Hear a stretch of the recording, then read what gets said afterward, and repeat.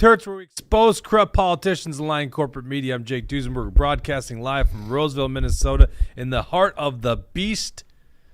This is a bad area, I'll tell you what. Just down the road from us, chaos, north Minneapolis. Not good. Not a good place to be. Joining me to discuss important issues of the day, none other than Mr. MAGA Jesse. How you doing there, buddy? Doing good, yeah. A lot of good stuff, especially from that debate. I can't wait to break all that down. Vivek was crushing it. Yeah, well, thanks for spilling the beans already. We haven't got I think the thumbnail did a pretty good job of doing that. I was thinking about it in my text and the email. I was like, kind of not mentioning it, you know? And then I looked at the thumbnail. I'm like, they're going to get it. They know what I'm talking about. Yep. Also, watching the debate and discussing with us in person is former Representative Erik Mortensen. How you doing there, buddy? So good. I was very pleased last night with the debate, so dying to get into it. Okay, let's do unfiltered Erik Mortensen today then. How's that sound? That sounds great. All right, very good. Running the dials as usual is Mr. Deep State himself, Dawson. There, he's getting color and even less shirt today. Bridget's not here. She's usually not here on Thursdays, but we'll be reading your comments. Jesse and I will keep an eye on them. If you want to join our conversation, Rumble Rant interrupts whatever we're saying. Keep the streak going, right? Keep the streak going. Rumble Rant, just click on the Rumble Rant. If you're not following on Rumble yet, get a Rumble account. You can join us in the live chat. Also, go to actionforliberty.com. We got a Christmas event coming up on December 7th. Should be a great time. Go to actionforliberty.com and get your tickets today. All right. We are going to dissect the GOP debate, and then we're going to get into Minnesota Supreme Court dismissing the Trump ballot case. We're going to show you a New York Times poll about Trump leading in 5 of the 6 swing states and why some of the information from this poll of like 3,500 people is very damaging for the Democrats. Dean Phillips is like, see, I told you guys you should be paying attention. And then last but not, did you know that Kelly Morrison's running for Dean Phillips' seat? Did you see that today? No, I did not know that. Yeah, wacko Kelly Morrison wants to pretty much murder every baby, unborn baby.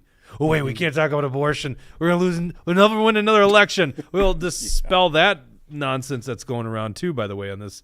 And last but not least, go into the election results, both locally and nationally. I'm sure Jesse's got a lot to say on that. Okay.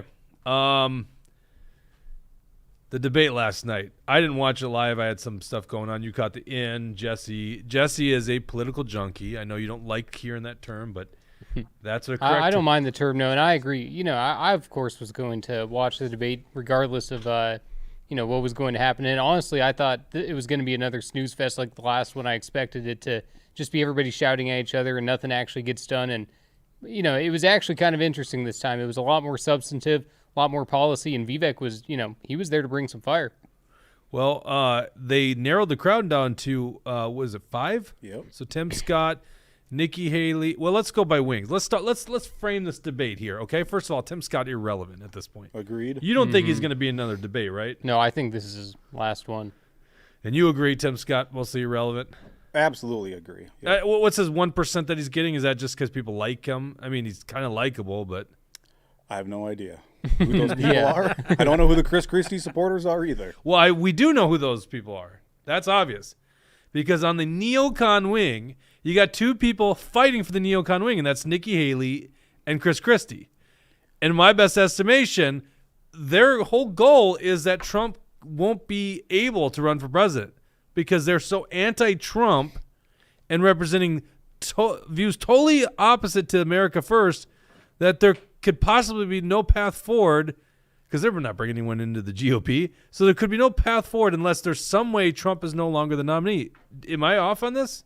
That's the neocon wing, right? Christie and Nikki Haley. Mm-hmm. Yeah, I think that's fair. But I don't bump into Chris Christie supporters. You know, you're walking down the street and you're talking politics with people. They're not like, by God, I love that Chris Christie guy. Mm-hmm. I do. You don't see a yard sign.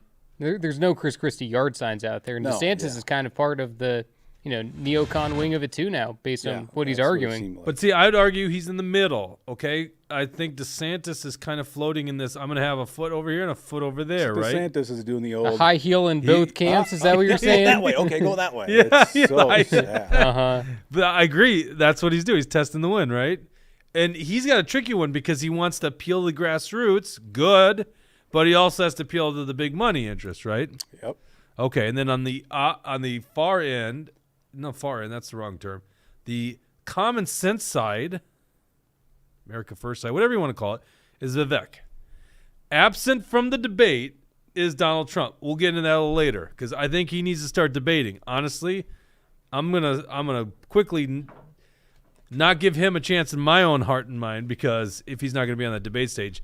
What was really fascinating about this debate, NBC's hosting this debate, right? They go into the foreign policy issues. I've watched all these debates, right? So I eventually watched it this morning, right, on YouTube. You really realize, and I'm just going to throw this out there right now. If you take Vivek off the stage, I don't recognize this party. It's not my party. Clearly, I mean the Democrats clearly not my party either. But I'm looking at the stage. I'm like these guys want World War III. These guys are insane. You know, I mean, DeSantis is tiptoeing around things, but let's be honest. I think he's going to get pulled that direction. Mm-hmm. Vivek's only one with a strong position. I want to go to first clip here. Are we going to be ready, Dawson? I see you fumbling around back there. So I don't know. We've been having tech issues, as you guys can see. They can hear everything. We cannot. We can't hear the video, but they can.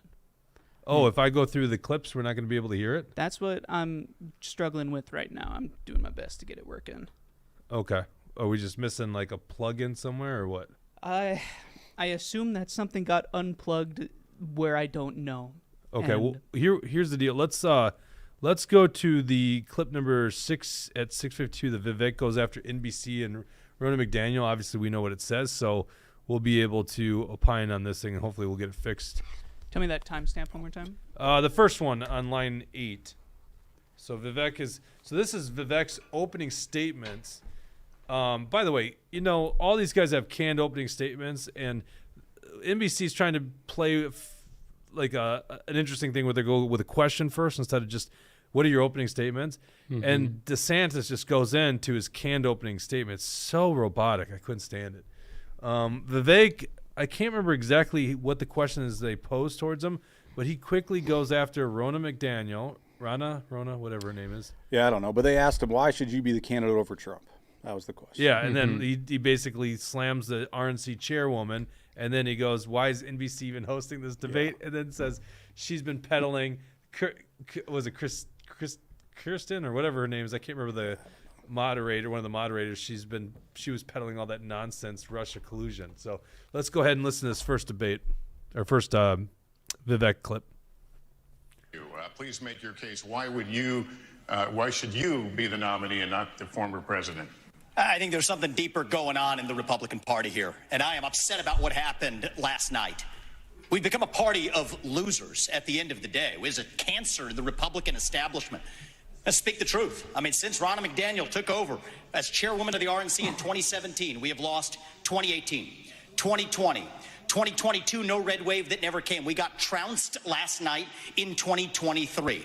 And I think that we have to have accountability in our party. For that matter, Ron, if you want to come on stage tonight, you want to look the GOP voters in the eye and tell them you resign, I will yield my time to you. And frankly, look, the people there cheering for losing in the Republican Party. Think about who's moderating this debate. This should be Tucker Carlson, Joe Rogan, and Elon Musk. We'd have 10 times the viewership, asking questions that GOP primary voters actually care about and bringing more people into our party. You think the Democrats, and we've got Kristen Welker here, you think the Democrats would actually hire Greg Gutfeld to host a Democratic debate? They wouldn't do it. And so the fact of the matter is, I mean, Kristen, I'm going to use this time because this is actually about you in the media and the corrupt media establishment. Ask you, the Trump-Russia collusion hoax that you pushed on this network for years, was that real or was that Hillary Clinton made up disinformation? Answer the question. Go. Mr. Roberts. This is how we get our country back. We need accountability because this media rigged the 2016 election. They rigged the 2020 election with the Hunter Biden laptop story. Mr. Ramaswamy, and they're going to rig this election. Your time is up. Accountability. Let me turn to Governor Christie. Okay, why that's good. you? So basically slamming the RNC chairwoman. Now, this is an interesting point, and I think a case, and you brought this up right before you came, or right when you came in, a similar case could be made in Minnesota. RNC chairwoman, in her time presiding over the Republican Party of the country, has put up a lot of goose eggs, or mostly goose eggs, like a lot of huge failures at election time. Yeah, and I think the argument he lays out can be applied to David Hahn, the chair of the Minnesota GOP. I guess he technically wasn't the chair in 2018 when Republicans lost the majority in the House, but he was certainly in charge since then, and we've made no ground in the state House. We've lost the state Senate. We've made no progress in winning a governor's mansion. So I love that he called her out on that, and I heard afterwards that she told him that the RNC will never give him one red cent. So I think that's interesting because it's not really the chair of the party's decision, right? It's supposed to be who the people elect as the nominee or appoint as the nominee. And then I love that he goes after the host of the debate, that Kristen or whatever her name is. And I never watch NBC News, so I can't say I watched her spew these lies for 2 years. But she did. I mean, they all did, right? If you're on NBC, you're spewing lies about Republicans. That's like your job.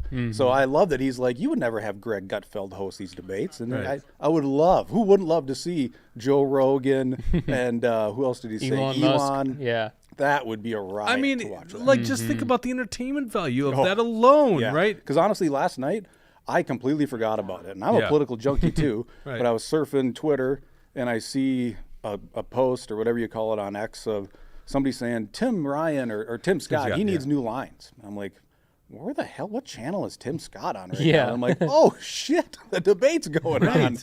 So that's why I missed the first 15 minutes. And that's the problem. I mean, I want Trump. Trump should be on the stage regardless because we should know where he stands on these issues and bounce off of these people. But let's just be honest, Trump is entertaining. He's damn entertaining. He's really funny. That's why he should be on the stage. So if you can't get Trump on the stage, well, freaking bring an entertaining moderator. And what you do, you go to the enemy.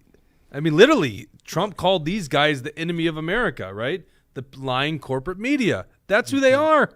People pushing Pfizer. Why? Why are we giving NBC? What, trying to gain your audience on NBC? And by the way, the other thing for those young folks, at least this one was available on YouTube pretty quickly. But the idea that we can't even see stuff live ever, like, what was it, the first debate? Wasn't it hard to find the first debate? Yeah, I think they just had it on Rumble. Yeah. Yeah. It was on Fox News. What are we talking about? No, the first one was, but they did it exclusively somewhere. On Fox News. I don't have cable though. Oh, yeah, same here. Okay. Yeah, good. Yeah, it's on Fox News. I'm a cable cutter, You literally have cable? We do the apps, so smart TV and put whatever. But then you got to pay for it. Each app costs. Yep. Oh, you pay for the Fox News app? Interesting. Okay, learning something about Erik Mortensen today. I thought you would stand in solidarity with Tucker Carlson's firing, but okay, I guess you. think that's okay. Give Rupert Murdoch your money after that. I just found out Paul Ryan is on the board of directors for Fox News. Did you guys know that? Oh, yeah, I knew that. I did not know that. Yeah. Oh, okay. Yeah, no, it makes a whole lot of sense. But, yeah, I had no idea. Apparently it's been since, 2019. I know Barack Obama's on the board of directors at Netflix. Al Gore's on the board of directors of Apple. Yeah, it's smart to get some of these powerful people on it. Did we have it fixed, by the way? I was just reading the whatchamacallit, closed captioning, Dawson. Yeah, so I found out where the problem is, and I can't get into the ceiling to fix it.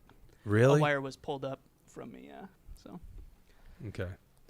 All right, well, we're going to have to fake it. At least I can read the closed captioning. So we've obviously watched these clips, but... it's less fake than your traditional media. Yeah, no kidding. Exactly. Okay, so then let's go to clip number 9, or line 9 there, Dawson. So they get into Israel, and this is what's fascinating. And this is where this whole debate took a tone, which made me realize I don't think any of these people should be near the Oval Office other than Vivek, at least from what I'm judging from this debate. He's still to be tested. We'll see. I agree with that. I'm just saying the other people have shown why they don't put America first. It was so obvious here. This is Nikki Haley, her unconditional Israel support, literally stating that Israel doesn't need America. America needs Israel. By the way, she's arguing why we should give more aid and basically military support. But Israel doesn't need America. America needs Israel. Let's watch this.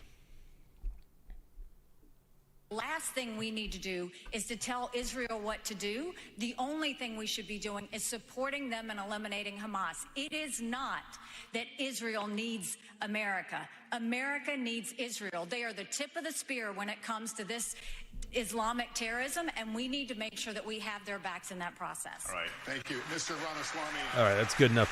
Mr. Ramaswamy. This actually is where I think Tim Scott.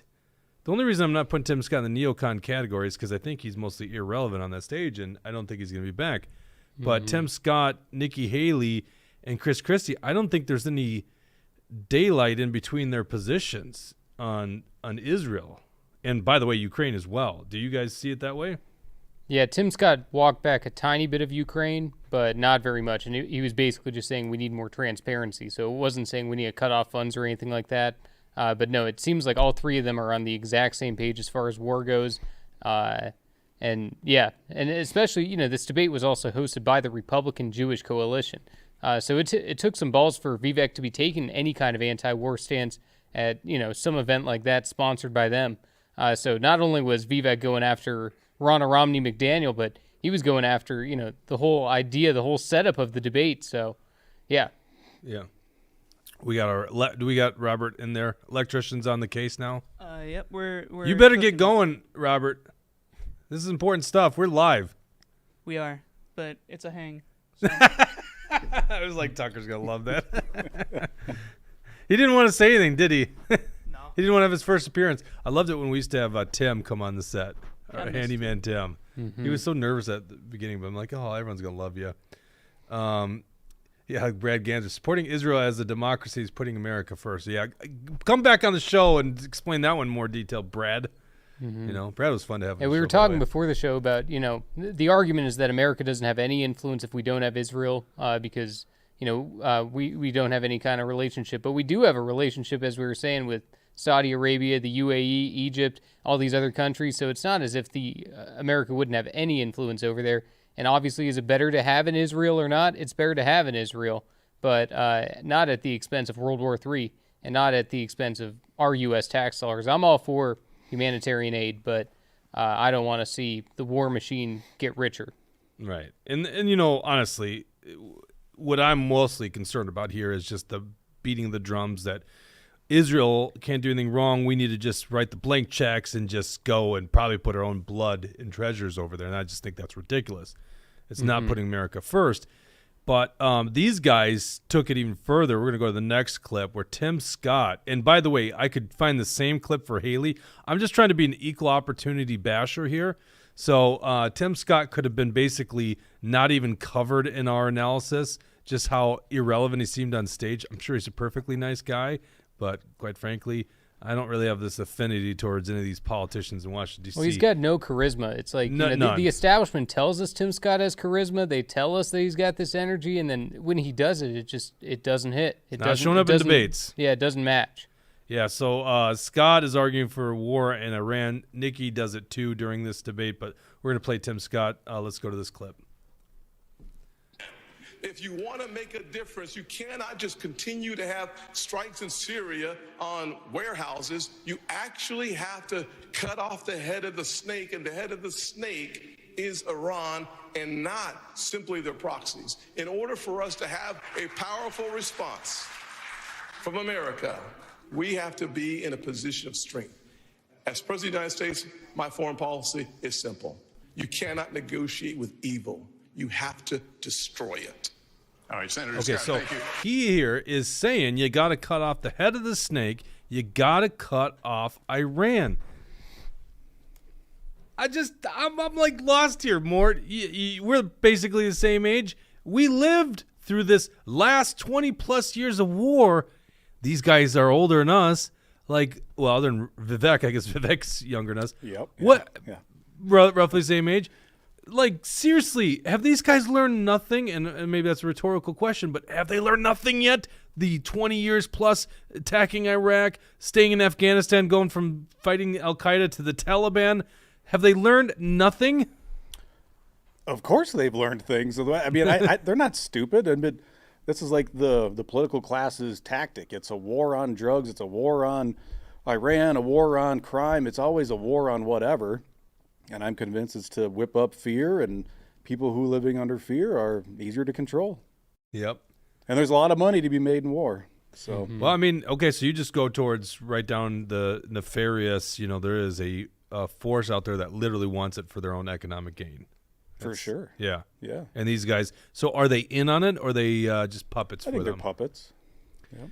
So you say they're smart people, they're puppets, they're just getting paid off, or they literally are dumb and don't realize they actually believe in this shit? Do you think they believe in this shit? I don't know. I think And it's honestly, a mix. Yeah. Yeah. That's the question that I come down to all the time when I hear a lot of politicians speak is, do they really believe that, or do they just think that the people that they're talking to are idiots? Because it has to be one or the other. Because you just hear, well, this comes to top of mind, and this is fun.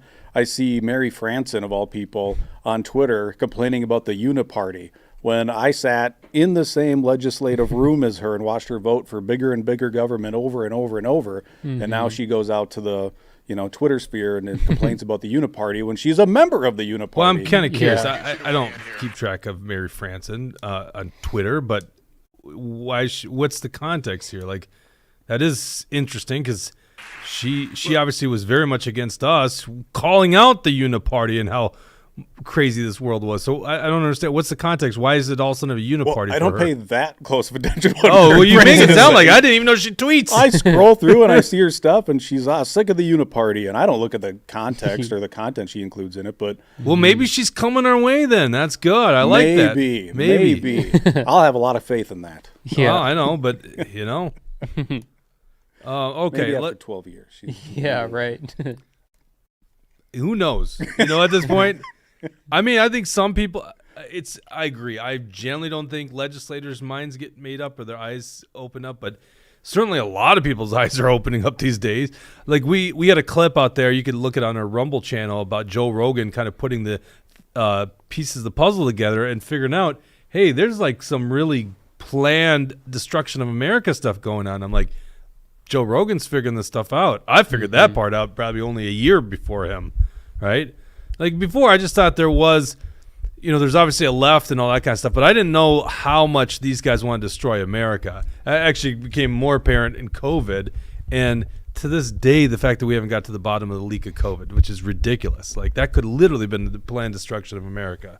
I still kind of lean towards it was an accidental leak from a lab in China, but it could have also been planned. Now we're off YouTube, by the way. That could have been planned because China and a lot of other forces have a lot to gain from that. Just think about that. And, China never said that it was a mistake. China said that it was the U.S. military that gave them COVID during the military games in Wuhan. So that was their first initial story. I'm not sure how they explain it now. I think they still go with the natural, came from the bats, but can't trust anything from China. Tucker says COVID lab in Wyoming. Montana, wasn't it? I thought that I just heard something about that there was some Dr. Fauci funded lab in Montana. I haven't done any digging into it yet, but that's the word on the street. Dr. Fauci's lair. Yeah. Montana or Wyoming. Yeah. Don't ruin the good states. Jeez. Okay. Do we have audio yet? We don't. But everyone at home is getting it, so we'll just continue on here. So the next one is, then they go to the president of the Republican Jewish Coalition, and he's going to ask questions about attacking Iran. Here you go. This is the next clip. You got it ready to go, Dawson? Yep. Go ahead and roll it.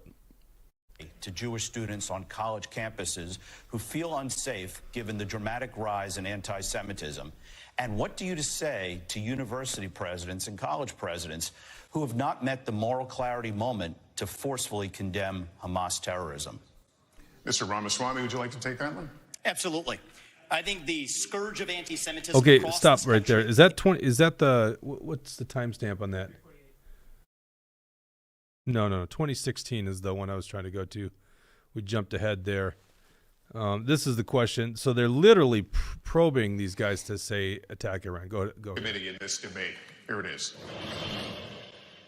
Given attacks by Iranian-backed proxy groups on U.S. military bases in Syria and Iraq, attacks that have wounded approximately 24 of our U.S. servicemen, Do you support the use of military force by the United States against Iran? Governor Haley, would you please answer that? Yes, I'd first like to say there's good enough. 5-inch heel. So yeah, they're probing these guys to talk about attacking Iran. So when you really follow through with this, and I can't remember. Do you remember if Christie called for attacking Iran? I'm pretty certain. I can't remember, but and I remember what Nikki Haley had said was that if you strike them, then they're gonna back down. Yes. It's like Yes. I don't think anybody's gonna be intimidated by Nikki Haley. I think that our enemies and I think our adversaries in the world are gonna look at Nikki Haley and say, "Are you kidding me?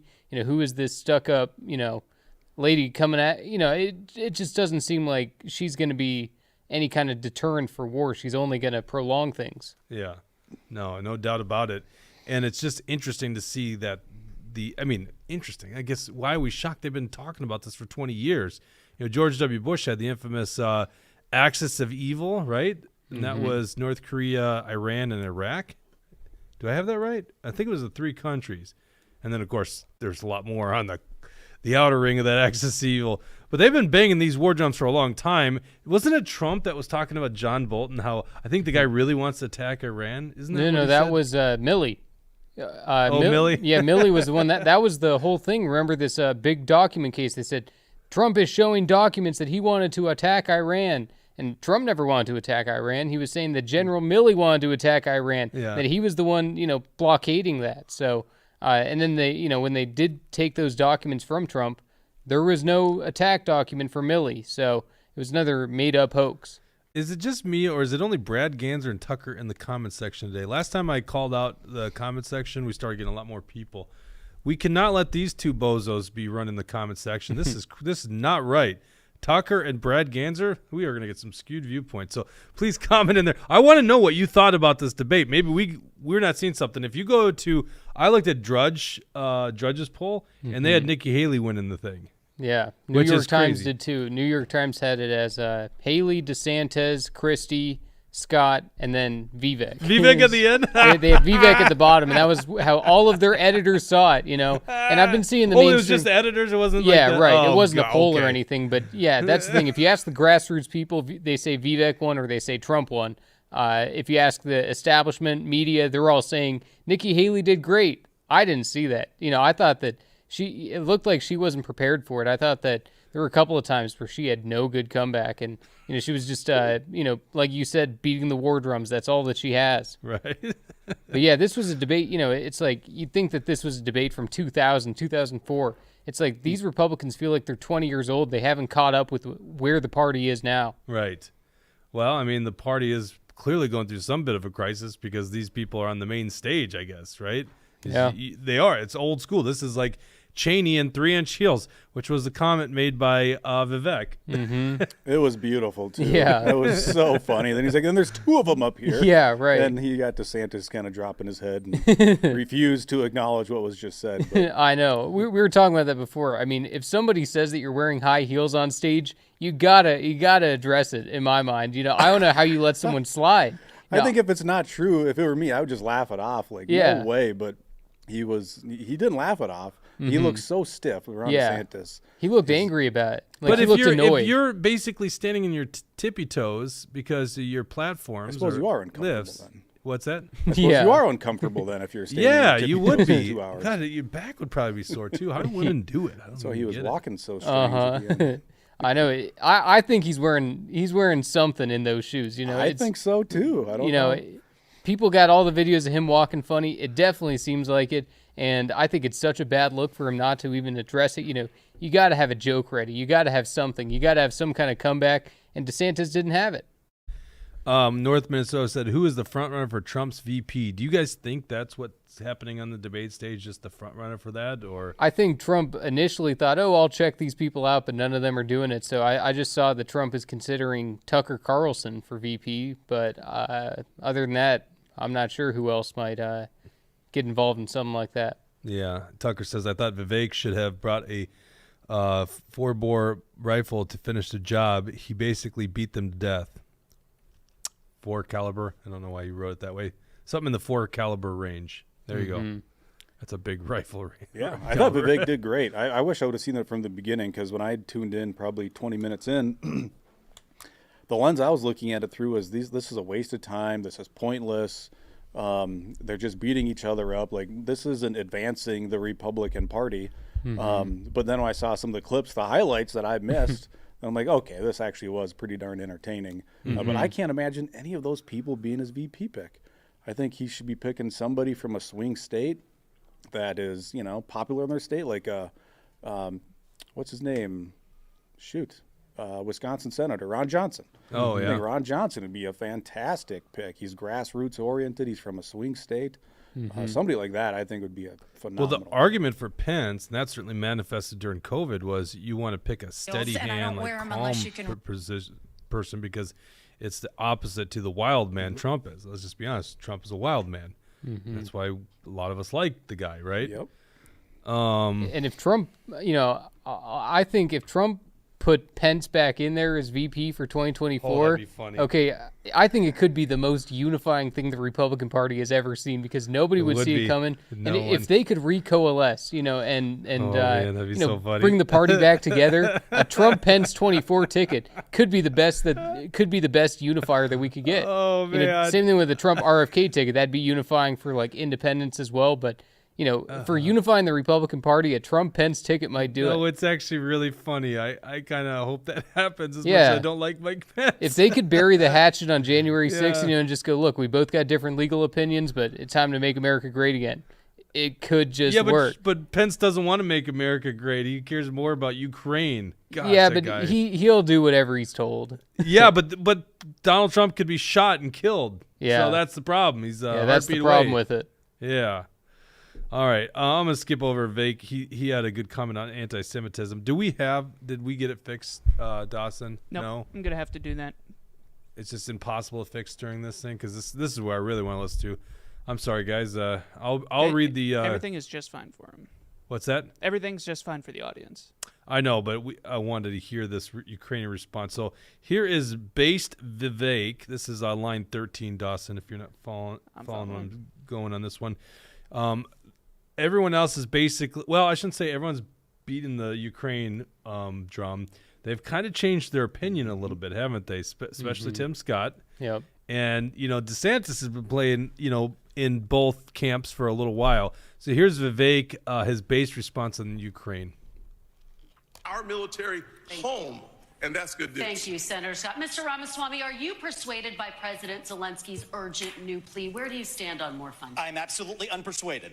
And I'm actually enjoying watching the Ukraine hawks quietly, delicately tiptoe back from their position as this thing has unwound into a disaster. The first half of this race, I was the only person standing for it. Now they're actually quietly coming around to being more cautious, as they should. Level with the American people here. Ukraine is not a paragon of democracy. This is a country that has banned 11 opposition parties. It has consolidated all media into one state TV media arm. That's not democratic. It has threatened not to hold elections this year unless the U.S. forks over more money. That is not democratic. It has celebrated a Nazi in its ranks, the comedian in cargo pants, a man called Zelensky, doing it in their own ranks. That is not democratic. More facts for you that you won't hear from the mainstream in either party or the mainstream media.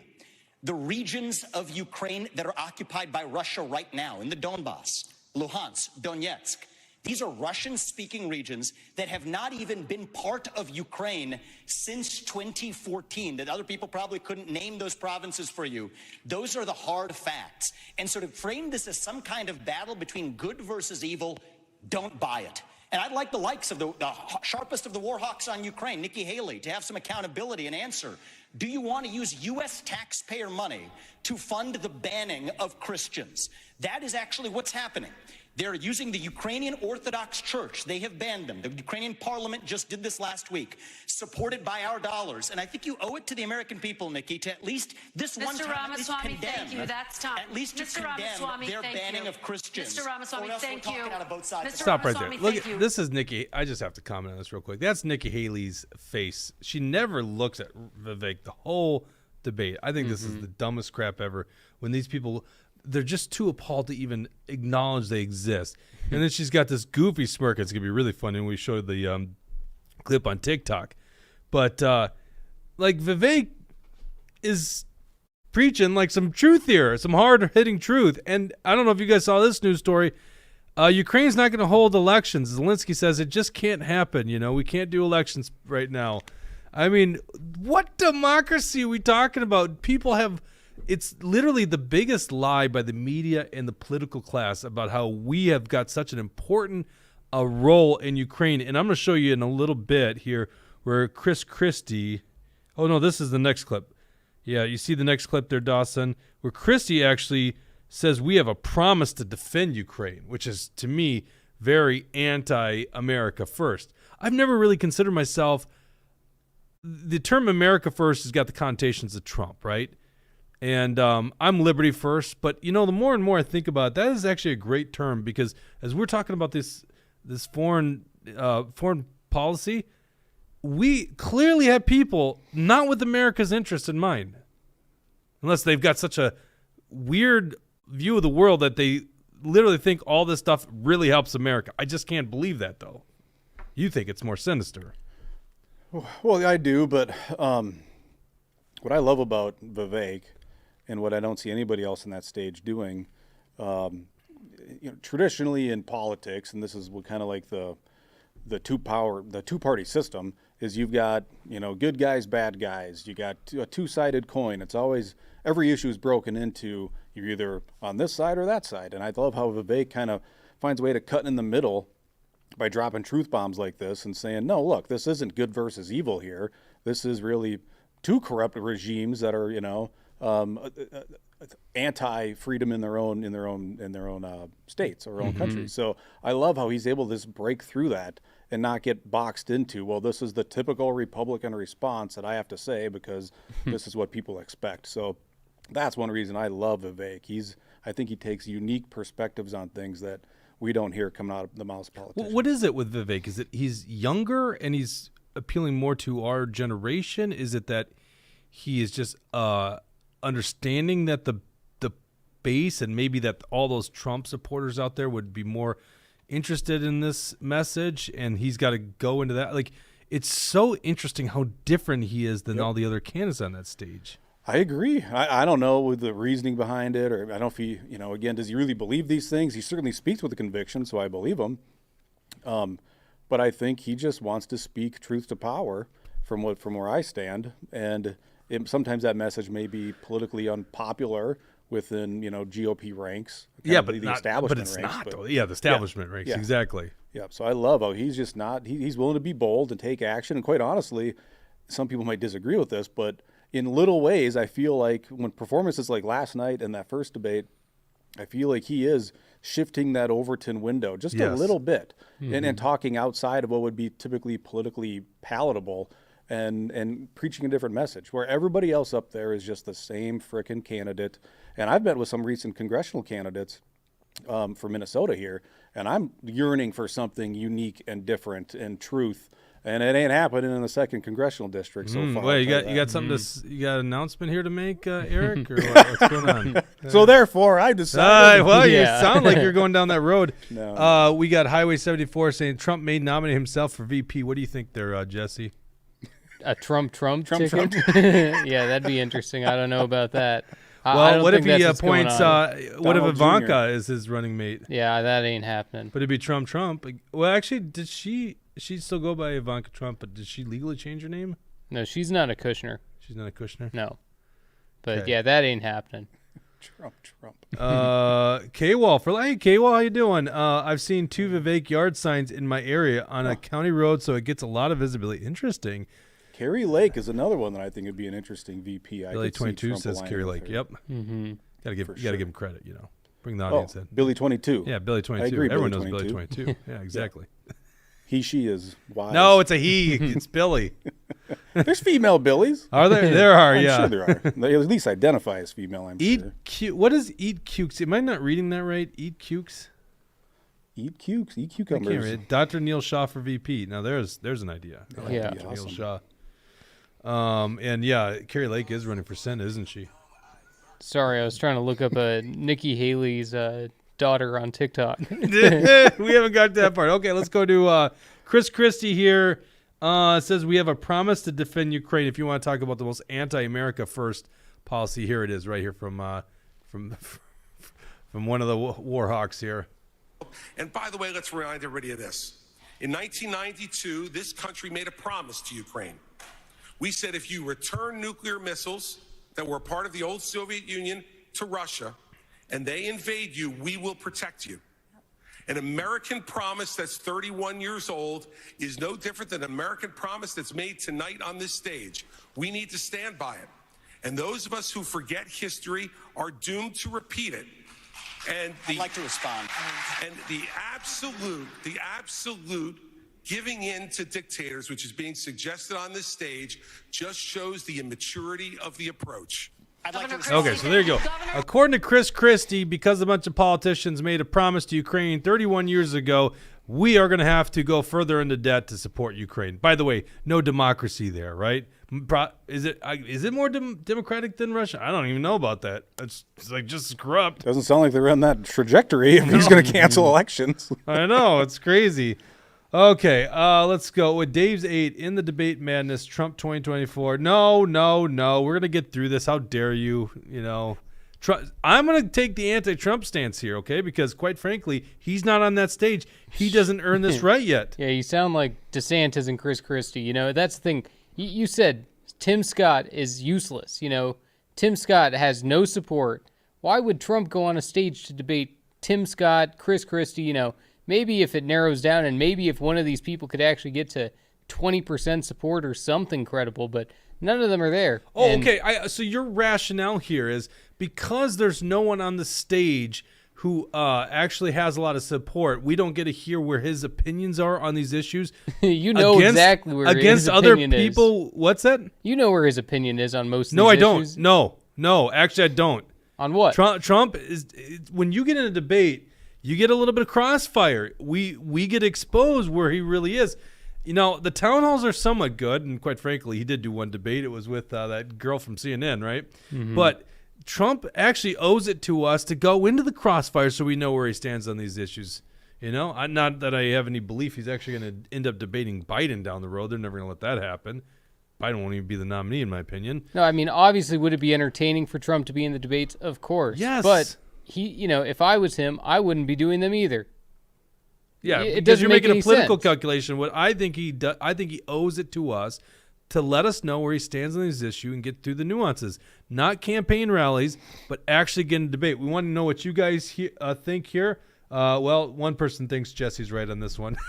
I'm with you, on it. You're with him on it? Yeah, I have no problem with Trump skipping these things. Frankly, last night I spent most of my time going, they should just cancel these things. These are pointless at this point. None of these people have a shot. It's going to be Donald Trump. All they are is bashing each other. I do think Trump, or somebody posted, maybe it was Brad, that once the field thins out a little bit more, I'm sure he will.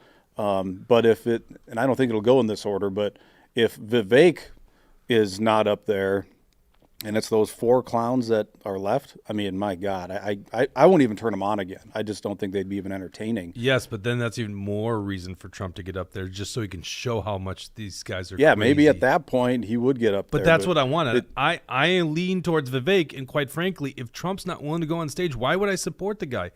Well, you didn't Vivek want him to can go win to me the over. first debate, right? What's Or the that? second debate. It's I understand only that. now that you want him in? No, I understand. You know, there's a huge crowded debate field. What's the point? You know, the early debates are really, you got to present something to give people a little bit where they think you're worth something. And Vivek clearly accomplished that in the first debate, right?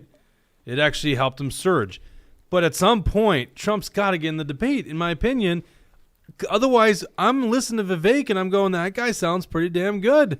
Right? I'm with you. I love Vivek Ramaswamy, which last time I was doing this after that last debate, I was like, the guy went from you're all bought and paid for to you're all good people. So I got cold on the guy, but clearly he got some other advice or he's reasserting himself. I don't know which one is really him because you got all these consultants telling you what to do and how to do it and how to talk. But I felt like he was raw and real last night, and I just so much appreciated it. Okay, so if you had to choose right now in the primary, Trump or Vivek, what would you choose? I've toggled back and forth on that since that first debate because I really like this Vivek guy, but Trump is, in my mind, more proven. So I don't know. Well, then that's you're leading to my argument here, right? The only way you can know is by getting Trump in that debate. Yeah, and seeing what he's and gonna I have square no off, right? doubt that he will. There's no way he's going to go the whole primary. Well, season don't without you think debating. so? What do you think? I mean, not for right now. I mean, and I don't even think the next one, because it looks like Chris Christie's still going to be in that next one. And, if he's going to debate anybody, it should probably just come down to the final one or the final two. Well, I'm curious then. So, I think we can all see the writing on the wall, and they pretty much put it on display in these debates. Like, the people who are going to fall off the edges are on the edges. So, does it say Tim Scott gone next time or in the near future? Yeah. He's the next one to fall off. Then it's going to be Christie. Mm-hmm. At which point, because then it's probably, man, I don't know between the last three, but at that point, do you think Trump debates? Or do you think he waits for Vivek or Nikki to drop down? I know it's a tough one. I mean, if I were him, I probably wouldn't do any of them. Even at that end point, Well, I mean, it's like, would Joe Biden be out there debating Cenk Uygur and Dean Phillips and Marianne Williamson? No, of course not. Yeah, but when he doesn't, you say it's a rigged election on the Democrat side. Well, that's because it is a rigged election on the Democrat side, and they're trying to rig it on Trump. Trump's the only candidate where they're trying to rip him off the ballot. It's a completely different situation. And, if Trump actually needed to go to those debates, the polls would show it. The polls are saying he doesn't have to. Mm-hmm. All right. Well, I really want to hear what you guys think at home, especially if you do Rumble Rant. We will interrupt what we are doing to go to your Rumble Rant. Now we got to go to the most spicy part of the debate. Vivek takes a shot at Nikki Haley's daughter. Now, I feel bad that I even phrased it that way. I thought this was fair play, because really what happened is Nikki Haley takes a shot at Vivek for being on TikTok. Yeah, on Chinese-owned TikTok, which I have opinions on. But regardless, he's going on a social media platform to get his message out. And so if that's fair game to go after him on this, listen to Vivek's response. Your question, which is about looking at families in the eye. In the last debate, she made fun of me for actually joining TikTok while her own daughter was actually using the app for a long time. So you might want to take care of your family first. Leave my daughter out of your voice. Adult daughter. The next generation of Americans are using fake look. Look at that. That's actually the point. You have her supporters propping her up. That's fine. Here's the truth. You're just the easy scum. answer is actually to say that we're just going to ban one. Oh, yeah, you're real. Look Look at stop right there. Stop. She's not mad. This is the thing that I hate. These guys are just actors. That's not a face where she's really mad. Oh, I'm faking mad. How dare you? You're scum. Oh, take my daughter's name out of your voice, which is just basically her saying what Will Smith did. Yeah. Take my wife's name out of your mouth. That's what it sounds like, right? That's what I thought it was going to. Yeah. Right. But I think she was upset. I think that was an emotional response when she called him scum. You don't think that was real emotional, No, these frustration? guys are so phony. What do you got to say? I was gonna say I think this might be the exact frame that I used for the thumbnail, because she looks so funny. Yeah. But honestly, she kind of looked like this throughout the entire night. So. DRJ58 says Trump had a good resume at being president. I think that's. I think there's a mixed resume in my honest opinion, and that's why I'm open to a Vivek. The presidency is kind of the answer to some of these questions that they're being asked in the debate anyway. What would you do in regards to this? Well, look at what he did. So, and same thing. He was in all of the 2016 debates except for the one Fox News one where he decided to skip it. So he's been on record more than anybody else on all of these issues. And also, KWall for Life's got a $10 Rumble rant. Thank God, I thought we were in a streak today. I love how all these empowered people play the victim role. Is anyone buying it? That's my point, KWall. I'm just not buying it. Oh, I'm very upset. Take my daughter's name out of your voice. Yeah. But that is fair. That is completely fair play. If you're going to criticize his campaign for being on TikTok and your daughter was an influencer on TikTok, you better look. It's like the old Jordan Peterson rule, right? Clean up your room before you go try to change the world. It's like, start at home there, Nikki Haley. No, and that's the thing, Vivek didn't even really get into all of that. He just kind of said that her daughter was on TikTok, but she wasn't just on TikTok. She was a content creator. She was the one, putting these videos out, making all these different videos. I actually put one in the document there, Dawson, on line 24, if we want to see what Nikki Haley's daughter was up to on TikTok, in a video that's kind of gone viral since, but nobody really explained what my view was on TikTok in the debate. Nobody was hitting at what I wanted, which is I think we need to steal the intellectual property of China. I mean, there's no better app than TikTok as far as video creating software, as far as distribution. TikTok is, years ahead of anything we have in the United States. There's no real competitor to it. And, there's no doubt that the software is top of the world. And, we shouldn't just outright ban it. We need to steal the property first. Yeah, that's This it. is Nikki Haley's daughter on the right. Yeah. And I think that's her husband. Since you and I aren't going to be able to listen to it, what tell us what's going on. Are they just dancing to a song? I don't even know. It took me forever. Like the neighborhood girls and my nieces, I would see them like turning on a phone and then dance. I mean, you got a daughter that's so you probably saw this way before. But it just took enough times where I was like, what the fuck's going on here? Like I didn't get. And then someone alluded to this is TikTok. That's what they do. They dance in front of a phone. Yeah. I remember when I sat down with Scott Jensen last year, he was dancing in front of his phone. Yeah, I caught him doing a TikTok video in Perkins and Chaska. Really? No. Oh my gosh, she does look like Nikki Haley too, by the way. Isn't Nikki Haley white? She's part No, Indian. she's Indian. Oh. Well, what does that have to do with anything? I don't see she color, doesn't first look of all, very but what do you see? She just doesn't look white is all. She's white. I mean, Nikki Haley's tone. Go ahead. You were talking to Scott Jensen, and he was dancing. Well, he on told me TikTok. what TikTok, and I was reluctant to do it. And finally, I was like, "Oh, fine, I'll do it." And and it was crazy. Like I would put a video about. I was doing daily updates from the Capitol about I'm still the only one not wearing a mask down here. It'd be like 45 seconds, and I would call out some Republicans that were still wearing masks, and I'd get like 50,000 views in like a day. But do you think those are real views? I don't know. And it probably just counts if it's up for like a half a second counts as a Right. view. But then I got pressure from people who were like, you're on TikTok. You shouldn't be on this Chinese apps. I'm like, oh, fine. I shut it down. But see- I appreciate Vivek's response of, look, this is where the people are at. Yeah. If we're going to capture the hearts and minds of people, especially kids, or I shouldn't say kids, but, youth, young adults, we've got to be on these apps. And so I like that he uses it as a tool, but he recognizes that there's certainly risk that comes along with it. And so I appreciate, and I think you can be intellectually honest in saying I use it as a campaign tool because that's where the people are. But yes, I agree. It's probably not the healthiest thing as the Chinese are ripping off all of our data. Well, and I guess I got a little empathy towards it because we still put our content on Facebook and YouTube, even though these people are terrible, the censorship. But if it can reach more audiences, we'll put it. We have it on Spotify. Well, Spotify and Rumble are good, right? Or seem to be good. Seem to be free speech. Twitter, we try to put as many shows up on Twitter. We've had some problems with that. Thank God for Elon Musk, by the way. I can't figure out Elon if he's all good here, but at least in the temporary world right now where we're at, or temporary space and time we are, it just seems like it's good that he bought Twitter because it balances a lot of things out. Okay, let's get to the next clip. This is I'm gonna skip this question. This is NBC's asking leading questions about how to stop inflation in the short term, and then I'm not gonna play this clip because we've already played Christie. But Christie says he literally says alludes to if we support Israel, it'll help bring down prices because it's an unstable Middle East. Which, I just heard this. It's a conspiracy. I don't know if it's true, but it makes a whole lot of sense. I've been hearing this rumor that the United States and Israel want to build a new alternative to the Nile River through Gaza.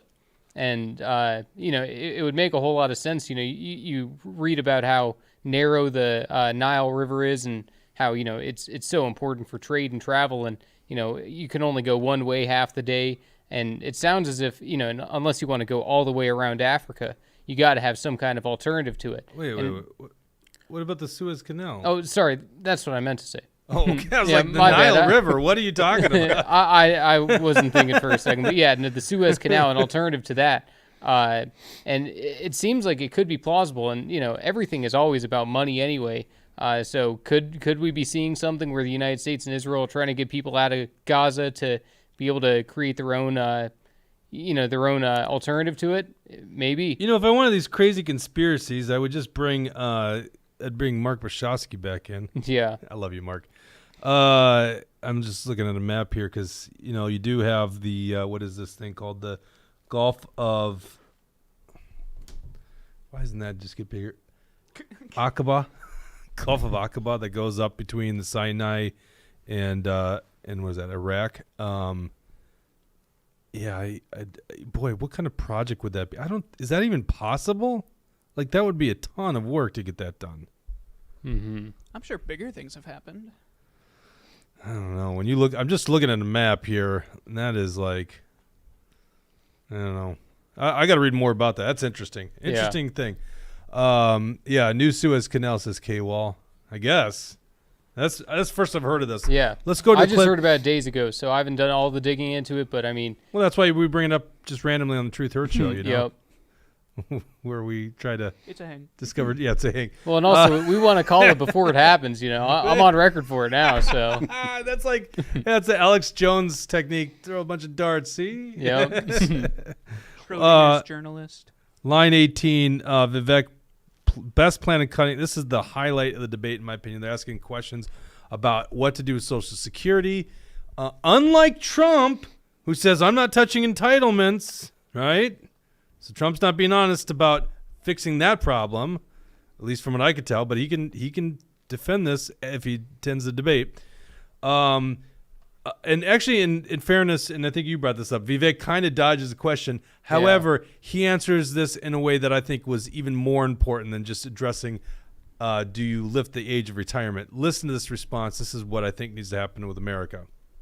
Those in their 20s just coming into the system, and it should reflect more of life expectancy. It doesn't do that now. All right, Mr. Ramaswamy, have you determined if you would touch entitlements and Social Security? What, if any, reforms are you looking at? So this is really important right now. We're working within the last window I believe we will have to actually fix this problem while still leaving Social Security and Medicare benefits for current seniors intact. I'll tell you how. The other candidates assume, like Nikki, that it can't be done. And on her math, she's right about it. But her math assumes $7 trillion of our $33 trillion national debt going to fight wars like in places like Iraq and Afghanistan. Minus that, our national debt would be $26 trillion right now. Then you go to zero-based budgeting, which I've proposed as a CEO. It's how I've run businesses. It's how many CEOs run businesses. Don't use last year's budget as the baseline. Start with zero as the baseline and then ask what's actually necessary. 75% headcount reduction. Yes, that is severe.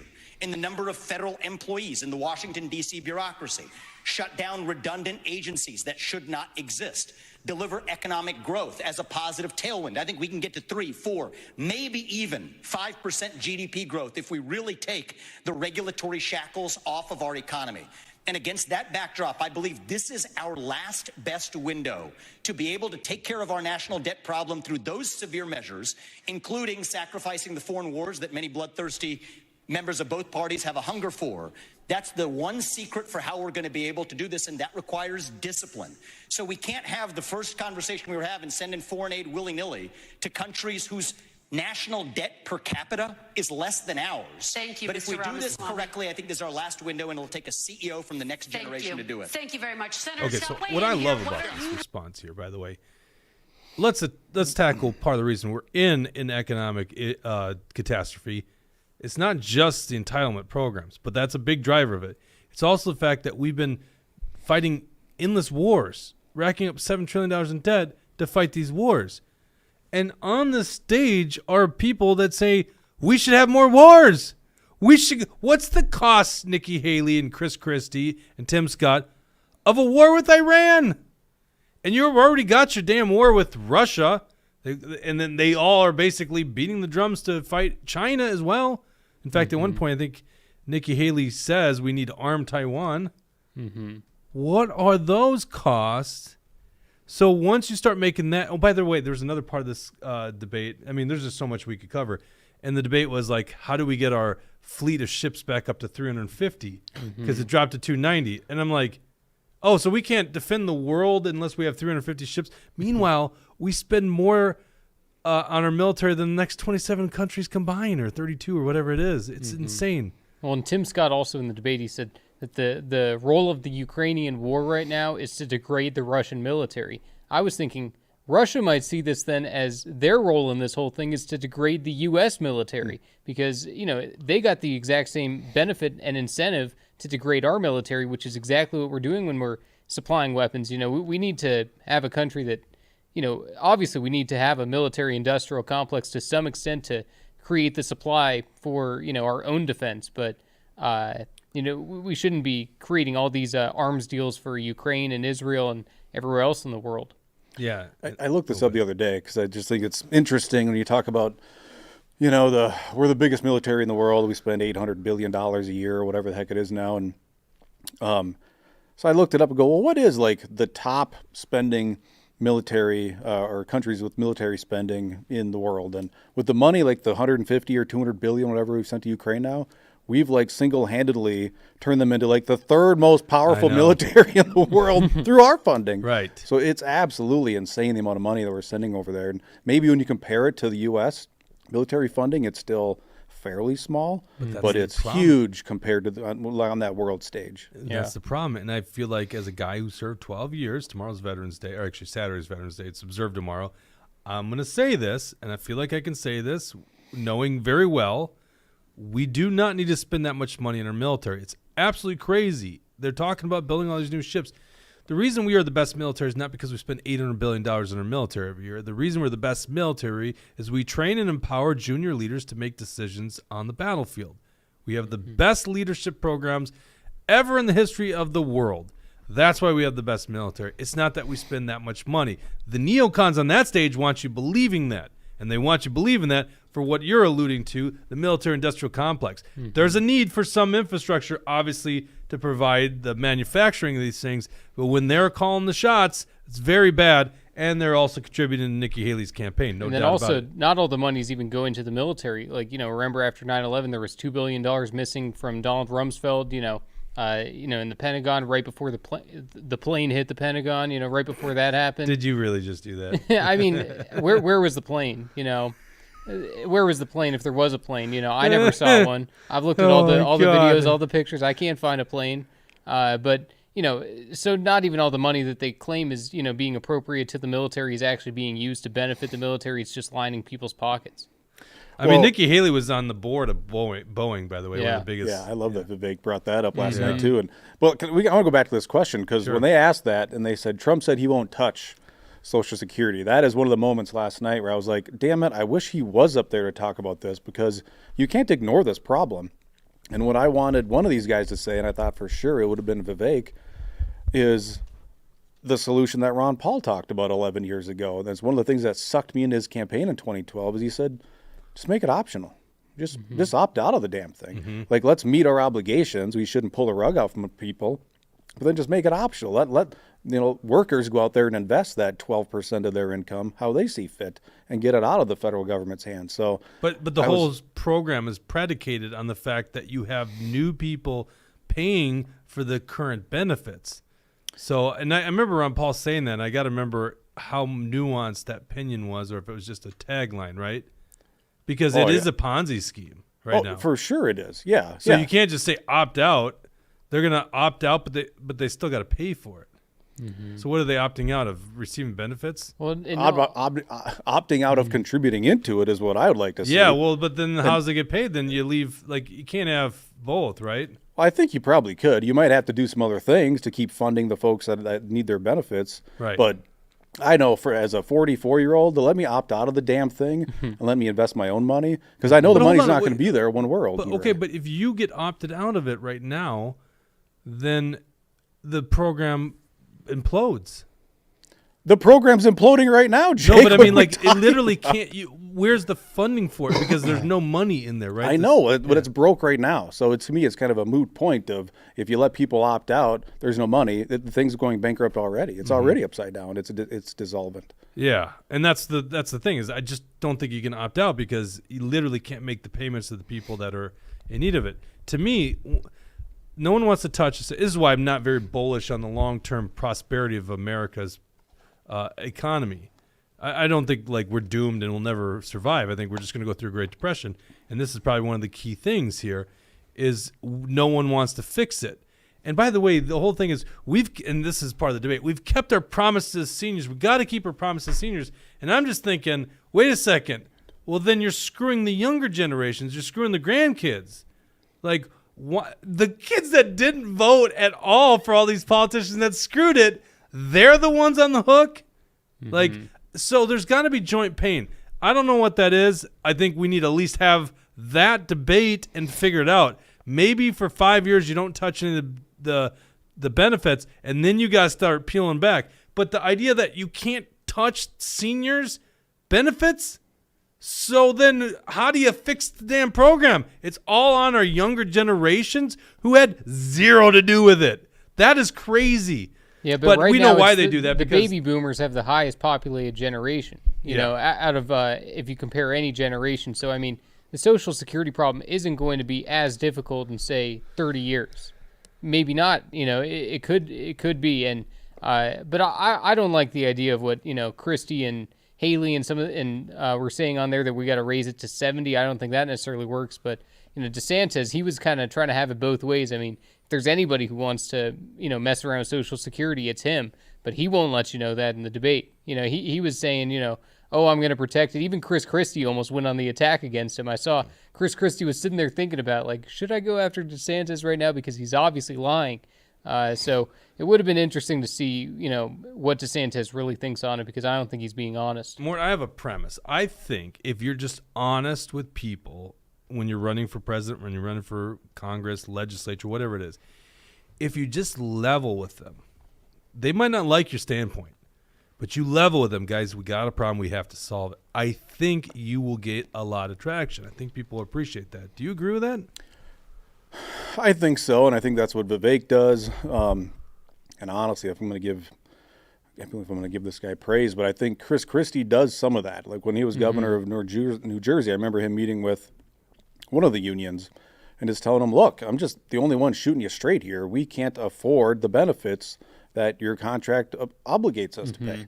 He's like, I know everybody else before me has lied, but I'm just going to tell you the truth. We can't afford it. Right. So I think people can appreciate that. They may hate the message, but it does make me wonder, because I kind of think about politics, and we see these guys say, you hear what they say. Sometimes the jaded person in me goes, I'm convinced most Americans would rather be politely lied to than be given the harsh reality. So I can't let myself go without saying that, because I think there's tons of people who just want to be politely lied to than see mean but truthful tweets from Trump on Twitter. I know what you mean, but I feel like there's a yearning, and they just don't express it, but there's a yearning to get that truth, that hard truth. I mean, that's why I call this The Truth Hurts, by the way, because the truth sometimes hurts. But I feel like there's that yearning. They just don't get it too often. I don't think Joe old Rogan people does want so it. well, in my I don't opinion. think old people want that truth. I think most old people just want to hear, you're going to protect my Social Security. I earned that. I think that's how a lot of the seniors look at the issue. And, you know, Tim Scott was kind of nailing into that a little bit. But for the most part, I think seniors don't want to – they just want to hear it's going to be okay. But I see – and you might be right, Jesse. I think that's why Trump says what he says. Oh, of course that's why Trump and says what he it's does. such an unpopular thing to try to say, I want to reform it and, you know, raise the retirement age. Nobody wants to hear that. That's not good news. So you disagree with my point. We're getting put in a box by the corporate media and the ruling elite that we can't touch that issue. No, I think that there's definitely an appeal to it. I think, you know, young people definitely want to hear it, because we're all like, you know, that thing's not going to be there for us. But Somebody I think better even straighten it older out. people could listen to that message if you just level with them. Guys, we got a real problem, and the solution isn't screwing over your grandchildren. It's some joint pain here.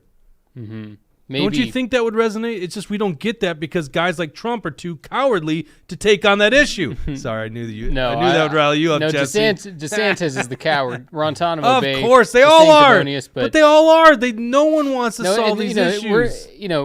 Trump has an opinion on this too. You know, if you go back to the 2016 debates, he said take out the fraud, take out the abuse, take out all the scams that are going on within Social Security. That's a cop-out. That's a cop-out answer, though. You know, it's part of it. And sure, we all agree with it. No one disagrees with that statement. Yeah, though. I know, but you know, who would actually get it done? You know, and then also, did he get it done though?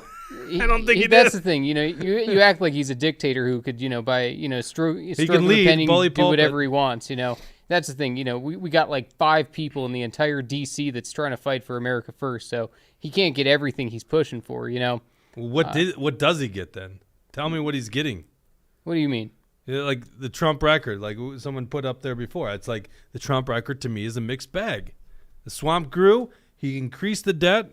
He put Anthony Fauci out in front of people. Like, that's a mixed bag. Now, also and deregulated. you list off the same 3 or 4 things that Well, now let me give you the good. Removed a lot of regulation that was very costly to doing business in America.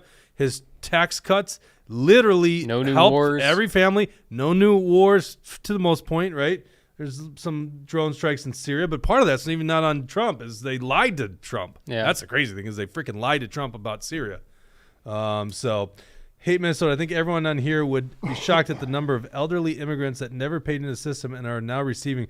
I could think of at least 5 in my son's neighborhood. That would be very interesting. You hear those accusations. I'd love to know that. I mean, maybe the fraud's larger than I'm aware of, but I think it's just a simple accounting error. We could tell how many people are of that age, and that's a problem alone. Last clip But here. One final thing on the Trump thing I just want to say is if Trump could have his way and write the most perfect bill, he would do that. It's like he obviously has to deal with the swamp. The swamp is the one giving him the bills. The swamp is the one with all the special interests and lobbyists fighting their way in. Even the swamp was, trying to force their way into his administration. So, in the early days of the Trump White House, it was, one of those things where you don't even know who to trust within your own inner circles. So, for Trump to take on the swamp, it's not as simple as maybe Vivek is making it out to be. It's one of those you don't even know who to trust sometimes. Well, okay. Now, because you did this, we're going to go here, Jesse. Mm-hmm. He ran on draining the swamp. Mm-hmm. So can you consider that a failure, that he didn't actually do what he said he was wasn't going allowed to drain the swamp by the Okay, so he swamp. didn't achieve the thing that so many of us liked about his campaign. Let me give you hold a on. No, hold sneak on. peek. Let's- Vivek won't either. Well, that's a very fair point. I like what Vivek's saying, like getting rid of 75% of the Washington administration, the bureaucracy. Will he actually do it? I don't know. Probably not. Trump didn't do it. But here's the thing. Trump has terrible judgment in people. Look at who he put. He put Nikki Haley in his cabinet. He put Mike Pence as VP. He put I think there was another guy on the stage. Chris Christie didn't make his cabinet, which is probably why Chris Christie hates him nowadays. I know that's what Trump Who's says. the other He guy on says, stage up there? Oh, no, Ron DeSantis wasn't. But he put Nikki Haley in there. John Bolton was in there. He appoints another I've JP explained- Morgan I've explained guy. John Bolton. All there for intimidation. And also John Bolton's been around for decades. But every once in a while you can get some good information from that guy. Trump want puts- John Bolton there. Trump just he played the same game everyone else in D.C. It's like no way. Well, hold on. Well, I shouldn't say the same game. There's obviously nuances to that, but he points these people like Nikki Haley to these key positions, and shockingly, you can't defeat the swamp. One of the greatest things that Trump And did. it's a tough thing. You got to get it through the Senate. I mean, the Senate has to approve your nominees. It's well, super they act tough. as interim until, so that's not necessarily true. They can, Yeah, but even if he were to get in there right now, he would have some interim Biden. person. but the Senate still is going to be responsive to the people. So if Trump is literally acting in the interest of the people then will go, yes, what are you guys doing holding up this common sense thing? Here's one of the things that bothers me. I'm going to get to your Rumble rant, Brad, in just a second. But you know what? I'm breaking the rules. The Rumble rant says nobody's $10. Thank you, Brad Ganser. You do get to interrupt me, so I'm going to follow the rules. The Rumble rant does interrupt what I'm going to say. I hope I don't forget my point now. Nobody's going to drain the swamp. In quotations. Swamps in quotations. I don't know what that means. Why is this swamp in quotations? Fair point, though. Maybe nobody can do this. See, now I forgot my point. I had a point. I was going somewhere. Dang it, Brad Ganser. That was pretty. That was smart. He got me off Trump my point. was doing everything in his power to try to, just by calling out the deep state, by calling out the CIA and everybody that was trying to take him out, and also it's not like Trump didn't have anything to do on his plate. He had impeachments always coming his way. There were witch hunts all the time. There were investigations into his family, and on top of it, all of the crazy things going on in the world. Any natural disaster, Trump had to go there. Anytime that there was something breaking out in the world, Trump had to go and try to solve it. Trade, he was dealing with a million issues at a time. So you use that same rationale with Biden. Why can't Biden fix things? Well, he's got to deal with natural disasters. He's got to deal with the foreign policy stuff. It's like, come on. But the difference is Biden doesn't have any accomplishments. Biden isn't doing any of it right. Like the Maui stuff. True. If Trump was president, the Maui stuff would be way different. But Biden totally dropping the ball and putting our country last. I just think that Trump has a bad judgment in people who he put in place. To me, the argument for Trump in 2024, because I don't think he's earned the job, is the argument for Trump is the revenge tour might be very interesting. The revenge tour might be getting things done. But I also see that Trump could go back there and appoint the same bozos in those positions. Well, most of the administration don't even like him anymore. So exactly, but that's a good sign. Yes. So the revenge tour might be interesting because he's waking up to the fact that he can't. His last appointment to SecDef, Chris. What's Chris's last name? It's slipping my mind. After Esper. Yeah, it was basically he never got appointed by the Senate. Yeah, it was the undersecretary that. He was appointed. Well, I can't think of Chris's name. I can't think of his name. I met the guy. I'm like, holy shit, this guy was SecDef, acting SecDef. Like, that was a real outsider choice. I remember my point I was going to make. One thing that's always bugged me, Secretary of State is a very important position when it comes to our country. It's like basically who is our lead diplomat overseas. So you should find the person that is most emblematic of America. Mm-hmm. And if I think of it, I'm finding some down-to-earth, like businessman, good values, kind of what I want people to see. And what gets picked as Secretary of State? Pompeo. Well, initially it was Rex Tillerson. You get John Kerry, Hillary Clinton. That is so terrible. They're putting the biggest scum, like political types, as Secretaries of State. Why don't we just go to middle America and find a Like I think Joe Rogan would be probably the best Secretary of State. That's what we should do, like a Joe Rogan for Secretary of State. It's almost like it's a big club. Yeah. And they just are palling around. Mike Pompeo is undoubtedly intelligent. Mike Pompeo is a wicked say he smart wasn't. guy. So is Hillary Clinton, by the way. And I like some of the moves by Pompeo. Sometimes it was too hawkish, but honestly, I'd rather have other countries more afraid of us than no respect for us. I don't mind a Pompeo. I think it's fair to say that even Trump has maybe not used these words, but that even he's admitted that he underestimated the depth and the vastness of the swamp. And he's even said he made some bad decisions on who he brought on board. Mm-hmm. The Patriot Caller Nelson says, this is Biden's biggest accomplishment. Links to YouTube. We can't pull that up right now, but I'm sure knowing Carla, it's pretty funny. Mm-hmm. And Kash Patel, I see people talking about him. Mm-hmm. I see what he says on Truth Social all the time. He's a pretty smart guy. Hey, Minnesota, I do payroll at the small business where I work. Pretty average payroll. I crushed some numbers recently on FICA, withholding, and payments. Extrapolated the current number of working adults. I assume he's going to go somewhere with that. Yeah, I think so, too. I think that's half the comment he's making. He's leaving us in suspense. Or she. We don't know. Hey, Minnesota could be a she. Hate to assume gender. Let's go to the next subject here. What did we spend? Oh, God, we almost an hour and a half on just the debate. Okay, we got to cover a couple other stories here.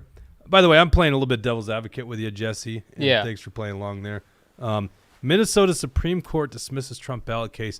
There was a guy I saw. Okay, let me go back to Hate Minnesota. Extrapolated the current number of working adults in the country. Businesses pay in a lot more in FICA every month than what is getting paid out every month. Where is the rest of the money going? Well, it's a problem. Well, first of all, they pay in and then it comes out. So once again, that's why Social Security is a problem. By the way, most of FICA taxes are going to Social Security. Medicare is a smaller thing, so that thing's really skewed. But the other problem is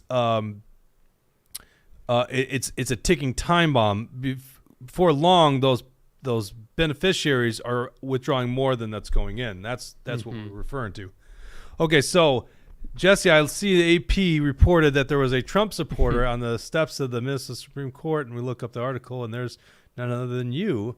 Yep. On the AP's page for it. So tell us about this case that was decided. You actually found the opinion. The case that was decided in front of the U.S. or the Minnesota Supreme Court. Right. No, I mean, this was obviously a big story. They wanted to take Trump off of the Minnesota primary and general election ballots. The Minnesota Supreme Court decided yesterday that they are not going to be doing that. It's, they decided, at least for the primary, that they're not going to take him off.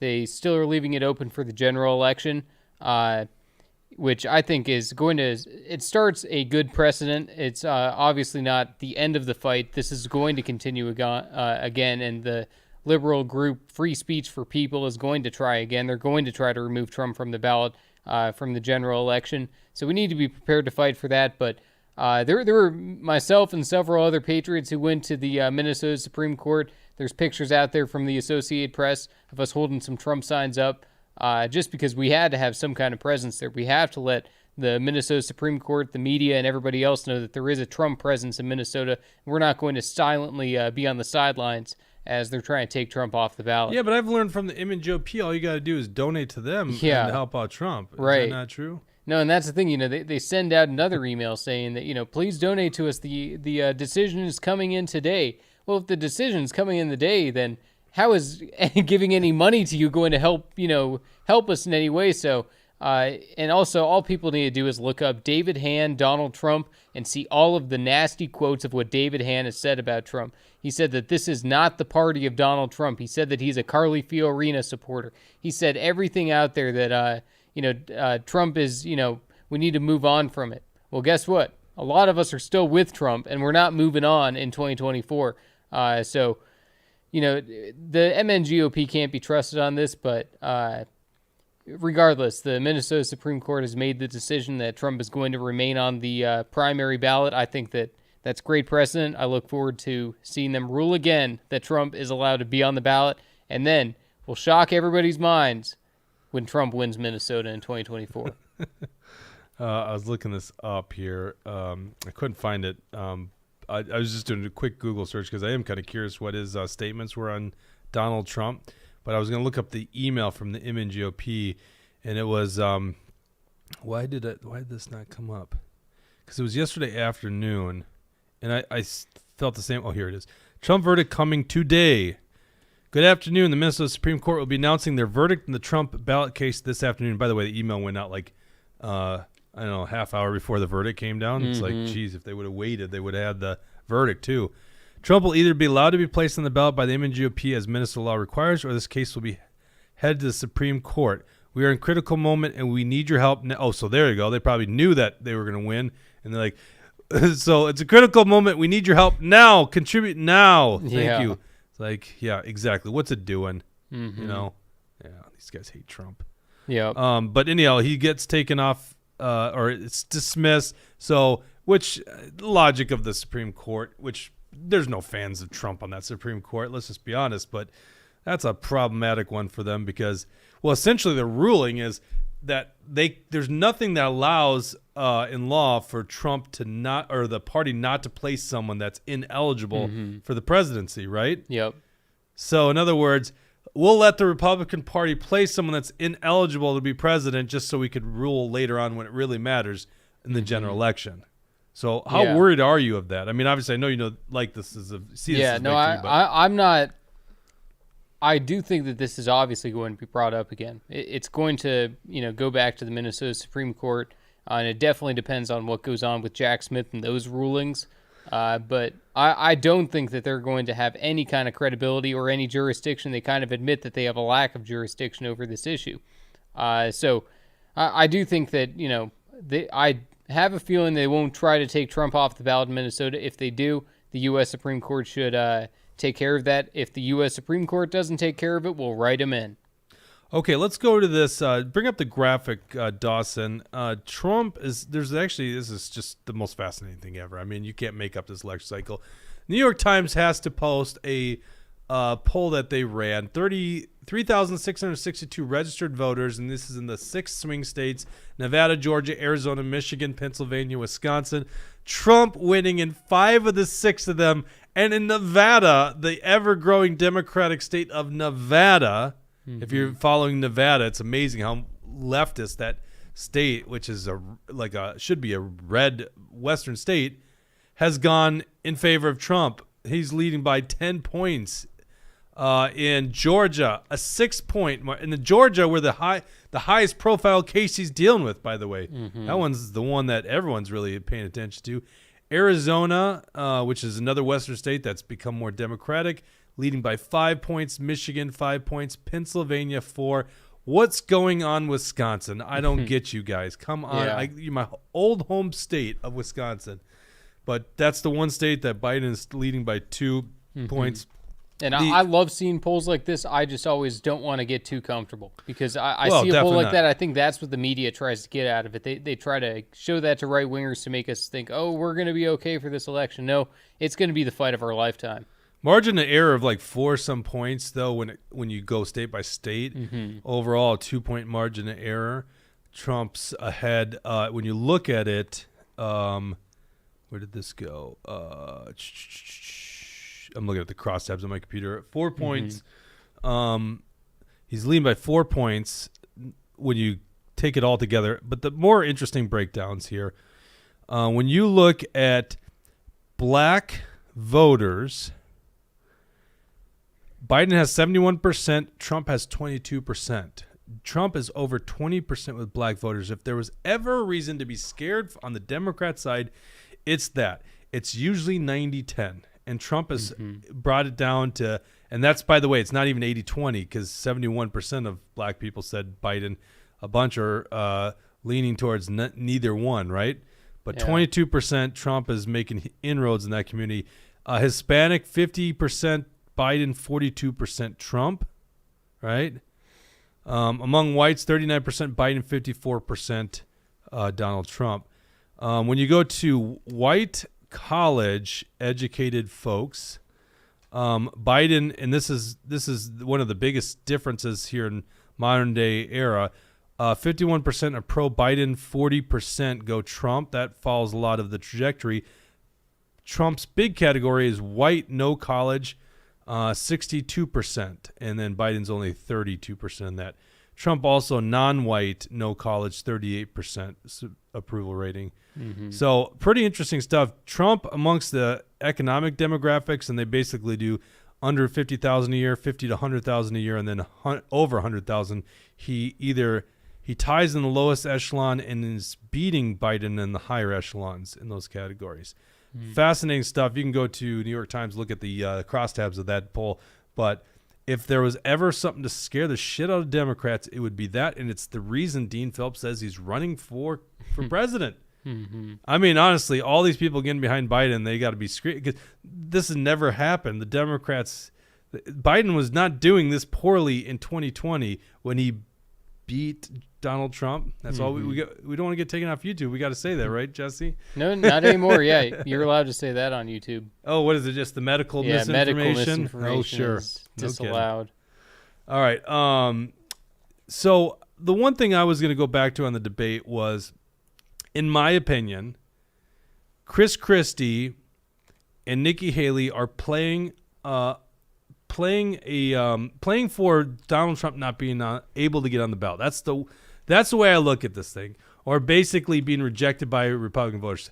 In fact, I don't even see a pathway for Ron DeSantis necessarily at this point.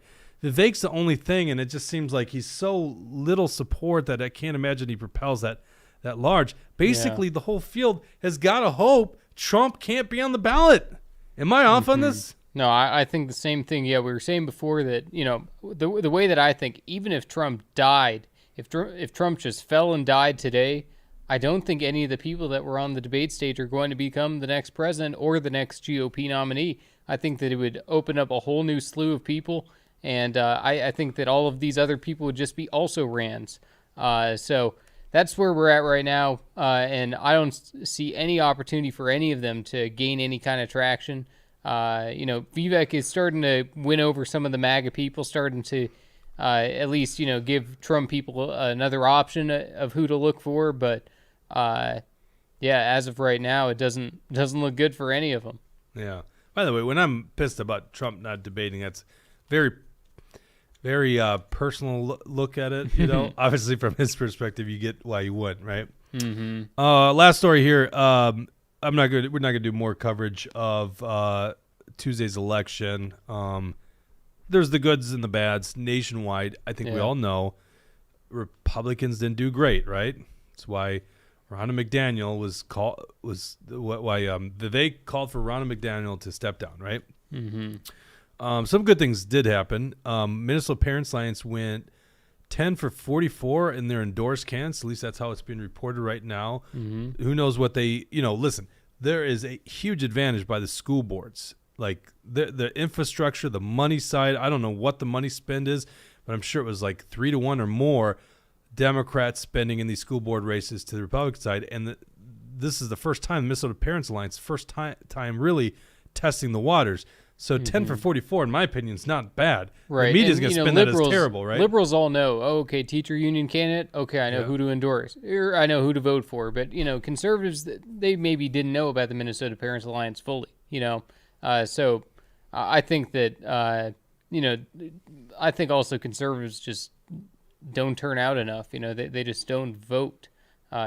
Which is a problem. People got to vote every single time. Don't vote in these elections, right? These right. They don't vote in these ones. A lot. That's also most people in general. But Republicans got to show up to every single one, even if it's a hassle. Just get out there and vote for the best people on the ballot. Exactly. All right, then we got another good story. So let's go to actionforliberty.com. Duluth voters oust far leftist Mayor Emily Larson. Now, Emily Larson's made a lot of headlines over the years. It's just the typical Democrat Party. They just move further and further to the left. She got ousted by a former Democrat legislator. Now, what does that mean nowadays? Is he still a Democrat? Probably. Maybe he's one of the new rhinos, right? That's how we get rhinos. Is basically the Democratic Party moves to the left and the old school Democrats become Republican establishment. That's how it works, right? Mm-hmm. And us conservatives are fighting to get this grounded constitutional vision back. Because the Democrats have lost their minds, and Emily Larson lost her mind. She's all in on the pride stuff, obviously. She look at this endorsement she's got, by the way. I posted a picture. She's got the who's who. Scroll down. She's got the who's who of endorsements, right? Emily's List, DFL, the unions, right? Women winning. So she's got the who's who of endorsements. Two-term mayor. I'd like to think the voters got rid of her because she had a mask mandate in Duluth as recently as 2022. Wow. There's maybe a little bit of me that goes, all right, the people in 2020 with mask mandates, they just didn't know. They bought into the lies, I don't really think this, but it's different when by 2022 when pretty much everyone knew that masks don't work. Everyone with a sane mind. Yeah. Anyhow, but I think maybe, and then she also increased taxes. Of course, it's becoming more unaffordable in Duluth, which is a pretty city. I love Duluth area. Mm-hmm. But maybe the worst thing is the out of control homeless situation, and that is a problem that's plaguing every Democrat stronghold metro area. Yeah. So total votes were decided. It was, what was this?